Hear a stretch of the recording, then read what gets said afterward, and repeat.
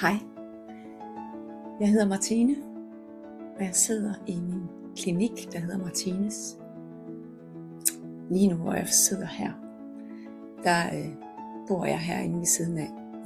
Det er sådan en lille klinik, jeg har indrettet i sådan en lille udhus, jeg har. Og her er simpelthen så dejligt og lunt og godt og trygt. Det er et dejligt sted. Om ikke så lang tid, der flytter jeg min klinik, fordi jeg skal flytte bopæl. Så jeg flytter min klinik til et andet sted her i Midtjylland, ret tæt på her, hvor jeg bor, 10 minutter herfra. Så jeg kommer til at opholde mig et andet sted. Og det er ikke så afgørende. Der er ikke så langt dertil, så jeg er stadigvæk lige her i Midtjylland. Men altså, jeg hedder Martine, og jeg er indehaver af den her lille, mega hyggelige klinik. Det bliver det også det nye sted. Og jeg arbejder med mennesker, der har det rigtig svært. Følelsesmæssigt svært. Og jeg arbejder også med mennesker med overvægt, der gerne vil tabe sig. Og der døjer med følelsesmæssig spisning.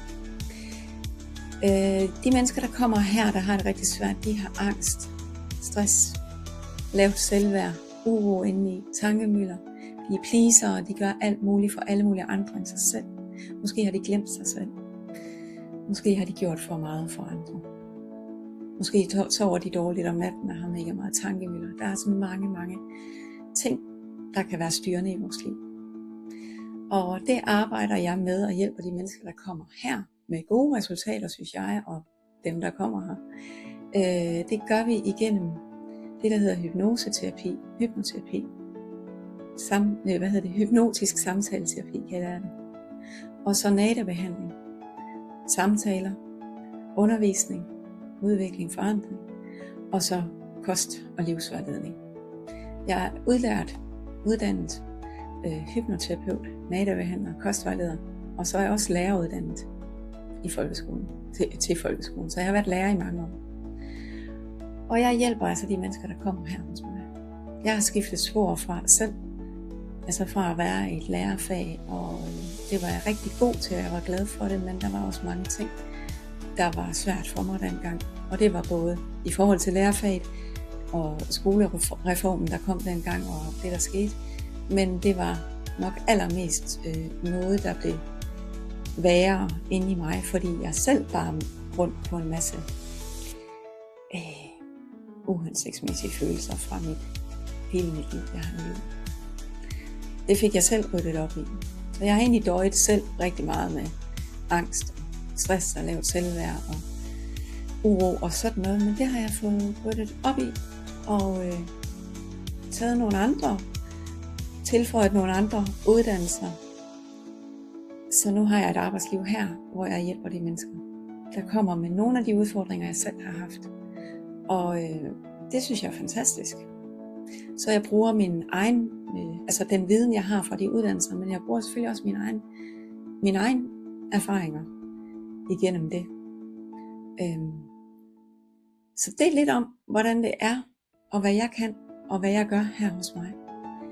Der er rigtig meget undervisning og udvikling, læring med, fordi jeg kan slet ikke stoppe med at snakke igen, når jeg går i gang, og det ved du, hvis du har været her hos mig. Jeg har rigtig meget, jeg rigtig gerne vil lære mennesker, og det er jeg god til. Og når dem, der kommer her, de er villige til at lære og gøre noget selv, også, så kan vi nå rigtig langt sammen. Det er min erfaring.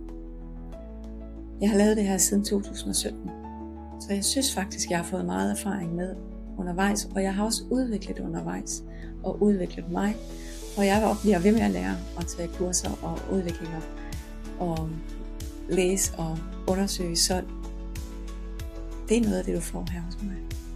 Mennesker er forskellige, og det er derfor også meget forskelligt, hvad vi arbejder med, når man er her hos mig. Selvom jeg har nogle metoder, jeg bruger, så er det også forskelligt fra menneske til menneske. Fordi når mennesker kommer her hos mig, så tager jeg udgangspunkt i den enkelte, der er her. Det er klart, eller det ved jeg ikke, om det er helt klart, men det synes jeg er klart. Hvis du har nogle spørgsmål, så tag endelig fat i mig. Jeg svarer virkelig rigtig gerne på spørgsmål og fortæller om, hvordan jeg arbejder. Så tag fat i mig, hvis du er interesseret i at høre mere. Tak fordi du er her og lyttede med.